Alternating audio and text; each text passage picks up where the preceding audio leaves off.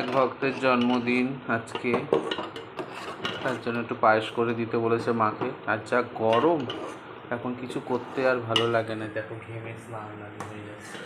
এখন এই করে মাকে পুজো দেবো, এখন তার একটু শখ আমার হাতের পায়েস মাকে দেওয়া হবে। জয় মা। এরপরে পুজোর ভিডিও দেবো। গাছও হয়ে গেল, মায়ের পুজো হয়ে গেল। মা এরমভাবে সেজেছে, কাঞ্চন ফুলের মালা, রজনীর মালা সব পরেছে।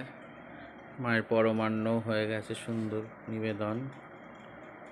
তার সঙ্গে মায়ের ফল, লিচু, দুধ, কলা তো মায়ের নিত্যই থাকে। মায়ের পুজো হলো।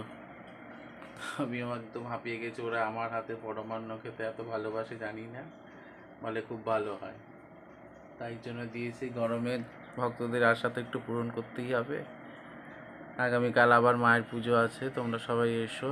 জয় মা মনসা, সবার পূরণ করো মনের আশা।